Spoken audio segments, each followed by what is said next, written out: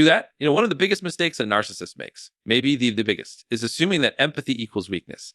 That because someone feels deeply, they must be fragile, naive, easy to manipulate.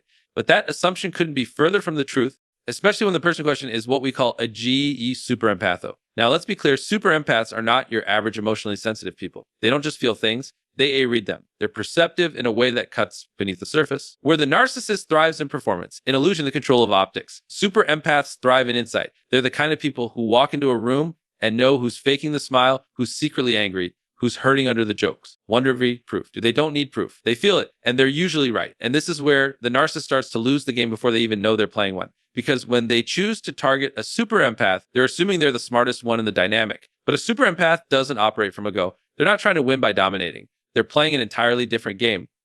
One big truth, authenticity, and energetic awareness. That's the first harsh truth. Super empaths are not weak. They're highly aware, and that awareness is the beginning of the narcissist's downfall. You see, narcissists rely on confusion. Their power thrives in manipulation that goes unnoticed, in warping reality so slowly and subtly that the other person begins to doubt their own mind. They gaslight, they twist timelines, rewrite conversations, and inject chaos just enough to destabilize you. Most people caught in this web don't even realize it until it's too late, but not the super empath. The super empath may give the narcissist the benefit of the doubt at first. That's part of their nature. But they're also observing, collecting data. They're picking up on inconsistencies, noting the emotional dissonance, feeling the energy shift even when no words are said. And once the pattern becomes clear, and it always does, the super empath begins to awaken, quietly, internally. But powerfully, they may not react immediately. That's another misconception narcissists have. They expect either submission or drama. What they don't expect is stillness, detachment, observation, because that's when the tables start to turn, one every time. Do that. There's something deeply philosophical about this shift. When the empath sees the narcissist clearly, it's like they're waking up from a dream they didn't know they were in. They stop arguing with the narcissist's version of reality and start stepping back into their own. It's the moment they realize, I don't have to play this game. I don't need to convince them my worth. I already know worth. Who I am. That kind of clarity. It's terrifying to a narcissist because clarity is power. Narcissists manipulate through fog. They thrive in ambiguity, contradiction, emotional imbalance. But when the empath brings light to the dynamic, when they start naming things exactly as they are without fear, the narcissist begins to lose grip. Not just on the empath, but on the entire narrative they've constructed. And this awareness, it's not just psychological, it's existential. Super empaths often carry a deep sense of purpose. They're not just here to survive relationships. They're here to transform them. Sometimes by setting boundaries, other times by leaving and showing what self-worth really looks like. But either way, they force a reckoning. They become a mirror too accurate, too raw, too honest for the narcissist to handle. That's when the regret sets in. The narcissist realizes, consciously or not, that they didn't just pick the wrong target. Pick the one person who could see things. Not the mask, not the persona, but the scared, empty self beneath it all. And being seen like that, it's the one thing they've spent their entire lives avoiding. So the next time someone equates empathy with weakness, remember this, August? The most dangerous person in the room isn't the lewdest or the most forceful. It's the one who sees everything and says nothing. It's until it's time. And when A is time, they don't just fight back. They end the game. One of the most unsettling moments for a narcissist is when they realize the super empath is mirroring them. But not in the way narcissists mirror others to manipulate and seduce. No, this is a different kind of reflection, a deeper, more dangerous one. Because when a super empath mirrors a narcissist, they're not doing it to flatter or to manipulate, to reveal truth. Now let's break that down. Narcissists are masters of mass imitation. At the start of a relationship, they study their target like a project. They mirror values, interests, tone of voice, even body language to gain trust and affection. It's a psychological tactic called love bombing, and it works because it creates the illusion of a soulmate connection. But it's not real. It's performance. The narcissist is playing a character designed to win admiration and loyalty. But what happens when the person on the other side isn't falling for it the way they're supposed to? What happens when that person, the super empath, starts noticing the inconsistencies, the contradictions, the moments when the mask slips? At first, the empath might internalize it. Maybe they think they're being too sensitive. Maybe they over-explain, over-accommodate, trying to fix what they think is a miscommunication. But eventually, something shifts. The empath starts to mirror back, not to please, but to expose. They repeat the narcissist's words with a calm, precise tone. They respond to manipulation with unsettling emotional neutrality. They reflect the narcissist's behavior with clean, undeniable accuracy. No drama, no shouting, just the truth held up like a mirror that can't be ignored. And here's the thing, narcissists can't stand being seen without their mask, because deep down, beneath the grandiosity and control, there's a fragile ego built shame and insecurity. The narcissist survives by hiding it, by projecting blame, distorting reality, and constantly demanding emotional labor from others. But the super empath doesn't play that game. They don't absorb the projection. They reflect it. It's when things get tense. That's when narcissist starts to feel exposed. They begin to lose control, not because the empath is attacking, but because the empath isn't playing their expected role. Narcissists are used to people reacting emotionally. That gives them fuel. But a super empath's mirror is calm. It's focused, it's clean, and it shines a light on the narcissist's patterns in a way that makes them feel completely disarmed. It's a psychological checkmate. Now let's go deeper, because this isn't just about tactics. This is about you truth. Narcissists operate in illusion. They build narratives that protect their ego. But super empaths, they are truth tellers. They see beyond the story. They don't need to win arguments or prove they're right. Their power comes from alignment, being in integrity with what's real. And when they mirror a narcissist, they're not trying to destroy them. They're simply saying, this is who you are. This is what you're doing. And I won't carry it for you anymore. And that's devastating to a narcissist, because for the first time, they're being seen by someone who doesn't want anything from them, someone who isn't impressed by the show, someone who can't be guilted or manipulated back into submission. This is where the narcissist's regret begins to grow. They realize too late that they've picked a target who's not only immune to their tricks, but actually capable of holding them accountable, not through confrontation, but through clarity. That mirror becomes unbearable, because it's not just reflecting their behavior, it's reflecting their emptiness, their lack of real identity, their fear of being unworthy and unloved. And that's where the power of the super empath truly shines. Because while the narcissist clings to control and illusion, the empath stands in reality. They don't need the narcissist to change. They don't need revenge. They've already won by walking away with their peace, their insight, and their integrity intact. So if you've ever been mirrored by a super empath, really mirrored, you'll know it's not just uncomfortable, it's transformational. If you're open, it can wake you up. If you're not, it'll shatter the illusion you've built your entire identity around. And here's the simple truth. When the mirror of truth is placed in front of someone who lives in lies, the reflection becomes the most terrifying thing they've ever seen. There's a moment, usually subtle, sometimes explosive, when a narcissist begins to feel the emotional temperature change. The air shifts. The mask they've so carefully maintained starts to feel heavier. The control they once had starts slipping. Do that. And they don't always know why at first. But deep down, they feel it that the super empath has seen something, and not just the surface manipulation or the ego games. No, the super empath has pierced straight through the performance and made contact with the one thing the narcissist is terrified of confronting: their own insecurities. This is where it gets raw. Most narcissists carry around a wound that goes unacknowledged, something formed early, often in childhood, a sense of shame, a belief that they are not enough as they are.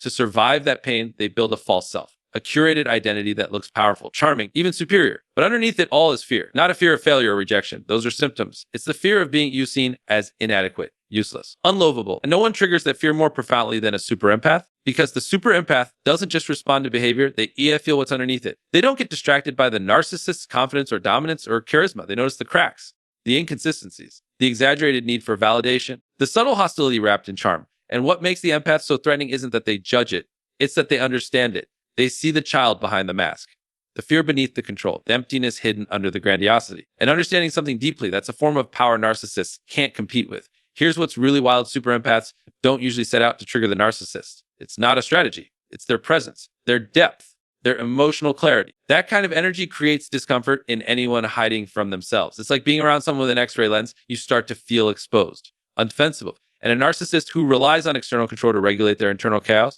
starts to feel something they hating: vulnerability. That's when the projections begin. The attacks, the gaslighting, the attempts to flip the script. The narcissist needs to reestablish dominance because the super empath is reflecting something dangerous back at them, their own unresolved pain. And the narcissist would rather destroy the mirror than look into it. But here's the paradox. In trying to destroy the super empath, the narcissist only reveals more of themselves. The rage, the blame, the desperate need to be seen as right and powerful. It all becomes more transparent.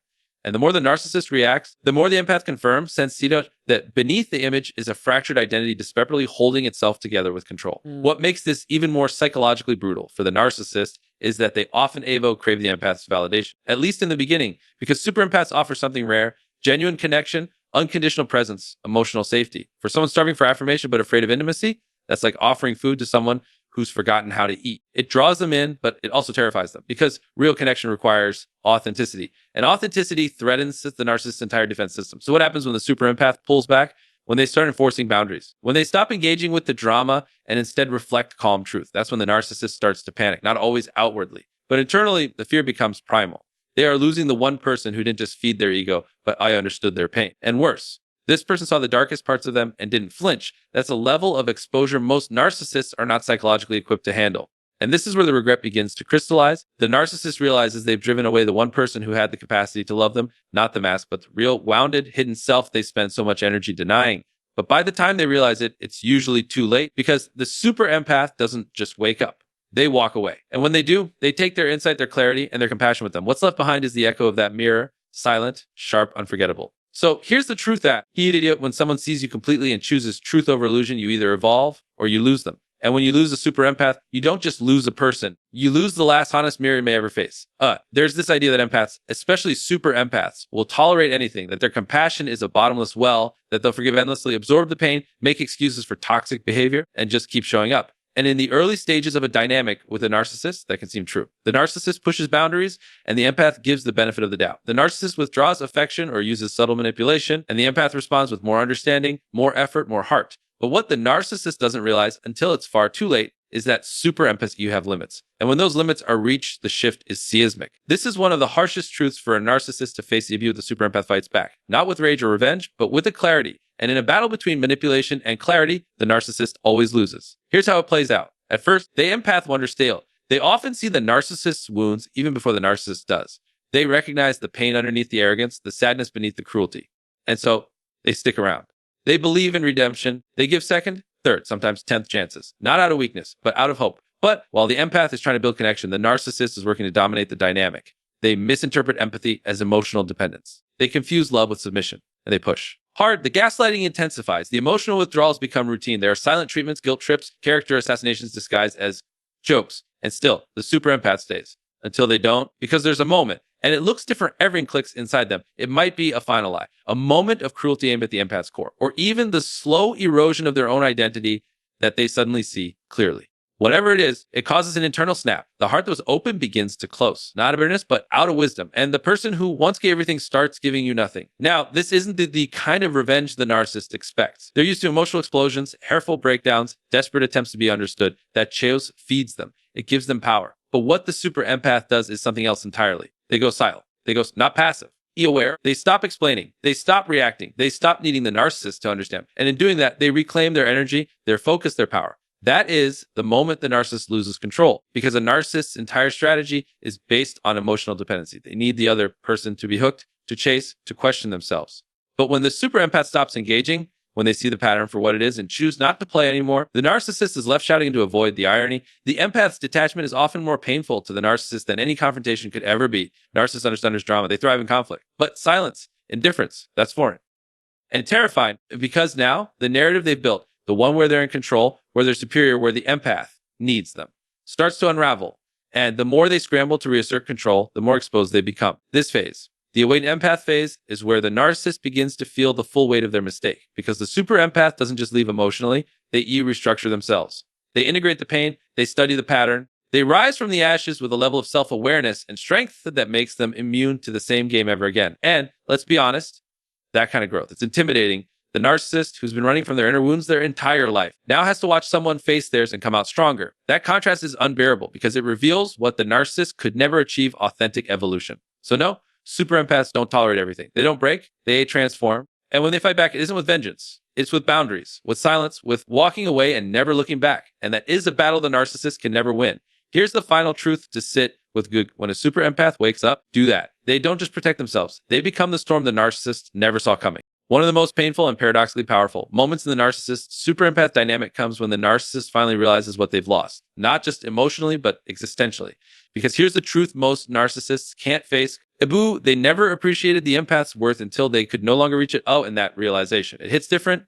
Doesn't just sting. It haunts. Let's be honest. Narcissists don't operate in gratitude. They operate in entitlement. From the start, they assume access. They believe they are owed your energy, your loyalty, your attention without giving anything real in return. So when a super empath shows up with unconditional presence, emotional generosity, and a willingness to understand, the narcissist sees that not as a gift, but as a leverage, a resource to exploit. They take the love, the forgiveness, the patience. They drain the empathy dry, assuming it will always be there. And because they're so focused on control and ego gratification, they overlook the deeper truth that a super empath chooses to give. Nothing they offer is owed. It comes from alignment, not obligation. And when someone gives from that place, when they choose to be kind, even after being hurt, it's sacred. It's rare, but narcissists don't see it until it's gone. By the time the super empath detaches, something profound has already shifted. They've moved from trying to save the narcissist to saving themselves. They've stopped making excuses for the behavior. They've stopped personalizing the chaos. And most importantly, they've started seeing the narcissist for who they are, not through the lens of potential, but reality. That moment of detachment, it's a spiritual sebring. And the narcissist feels it immediately, because for the first time, they're no longer being emotionally fed. No more attention, no more arguments, no more attempts to explain or fix or south. The empath isn't angry. They're just egony, mentally, emotionally, energetically, and that void echoes. This is when the narcissist starts reaching. Maybe not with apologies, because those would require real accountability, and most narcissists aren't ready for that. But with bait, nostalgia, love bombing 2.0, rewritten history, anything to pull the empath back into the dynamic to restore the access. But it doesn't work, because what they're trying to get back isn't a person. It's an e-version of that person that no longer exists. The empath has evolved. This is where regret starts to grow like a shadow, because the narcissist begins to realize they had something extraordinary, someone who saw them, who offered depth, who loved them past their wounds, and they used it. They mistook it for weakness, for naivety, for emotional dependence. And now they're blocked, ignored, cut off. Watching the empath rise while they stay stuck in the same cycle, spinning the same lies to themselves. What is hardest for the narcissist is this: the empath didn't need them. They wanted connection. They offered compassion, but they never you needed validation or rescue. They were whole from the beginning. And that truth dismantles the narcissist's entire narrative. Because without the illusion of superiority, without the belief that they were the one in control, they're left faced something they've spent their whole life avoiding, the reality of their own emptiness. It's here that we see one of the cruel ironies of this dynamic. The narcissist, who once thought they were the prize, now sees the empath as the one who got away. Not just emotionally, but morally, spiritually, energetically. The empath has healed. They've integrated the experience. They've turned pain into purpose. And the narcissist is left behind, not because the empath wanted revenge, but because they chose peace. This is why narcissists often circle back, even years later. Not because they've changed, but because they want to see if they still matter. But what they find is silence, distance, boundaries. A door that's not just closed, but locked, with no forwarding address. And that's the kind of loss that doesn't fade. It lingers. So if you've ever walked away from someone who didn't value your presence, especially when all you offered was love and truth, understand this: their regret isn't proof of your worth. It's confirmation that you always had it. And they just didn't see it until you were no longer accessible. And to the empaths listening, here's your takeaway. The ones who take your light for granted will one day regret it.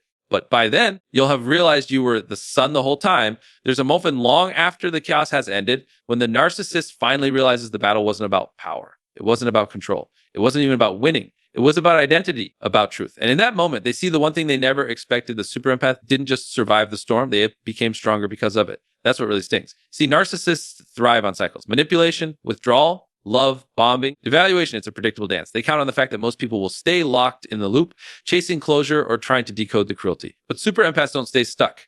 They observe, they learn, and that's the fatal miscalculation every narcissist makes, thinking the empath is static, that they can keep using the same tricks and get the same result. But growth, real growth, it makes you unrecognizable to the people who once controlled you. By the time the empath steps out of the dynamic, they're not just healing, they're not you transforming. They've looked their pain in the eye. They've questioned everything: why they tolerated the mistreatment, what parts of themselves were vulnerable to manipulation, how they gave their power away. And they've answered those questions with brutal honesty. That kind of self-inquiry creates clarity. And clarity changes everything. They start setting boundaries, not to punish, but to protect. They become comfortable with being misunderstood, no longer feeling the need to explain or justify. They stop absorbing the projections of others and instead reflect back only truth. And the narcissist, who once fed off their confusion and self-doubt, now finds nothing to grip on. It's like trying to fight a host. You swing and it disappears. That's when the narcissist feels powerless, not because the empath is being cruel, but because the empath is now untouchable. They're grounded, aligned, focused. They're not seeking revenge. They're not trying to prove a point. They've outgrown the game entirely. And that outgrowing, that's what narcissists regret the most, because narcissists don't just want attention. They want emotional dominance. They need to know they live rent-free in your head, that you're still haunted by their absence, their silence, their chaos. But when the super empath evolves, there's no trace of that left. The narcissist becomes a chapter, not the whole book. A lesson, not a life sentence. Even more humbling is that the super empath often doesn't even feel hatred, just detachment, peace, maybe even gratitude, not for the pain, but for what it taught them, for how it sharpened their intuition, for how it helped them remember who they really are. And that's the kind of power narcissists can't fake, because no amount of charm or performance can replace the deep internal work the super empath has done. This isn't just about surviving emotional abuse. It's about becoming someone who will never allow it again. And not just from others, but from themselves. That evolution is what makes the empath unstoppable. They start building new relationships, ones rooted in authenticity, mutual respect, and emotional reciprocity. They pursue goals without sabotaging themselves to accommodate others. They create lives that feel aligned, not performative. And the narcissist, they watch from a distance, often pretending not to care. But deep down, they know they could never have kept up with the person the empath has become. Because here's the quiet truth no one wants to admit to narcissists: worst fear isn't being hated. It's being irrelevant. And when the super empath rises, the narcissist becomes just that: irrelevant. Their games no longer work. Their presence no longer holds power. And their memory no longer dictates the narrative. That's what true healing looks like. Not revenge. Do that. Sovereignty. So if you've ever found yourself questioning whether walking away made a difference, know this: you didn't just break a cycle, you broke a system. You dismantled the very foundation the narcissist depended on. And you showed them and yourself that love isn't submission. That compassion isn't compliance. That healing doesn't mean returning to what broke you. It means becoming someone who won't break the same way twice. And if that's not power, I don't know what is. Here's your final takeaway, Gu. When the super empath evolves, the narcissist loses not just a supply, but a mirror that reflected who they could have become had they chosen healing over control. Do that, and nothing is more devastating than realizing the person you tried to destroy became everything you pretended to be.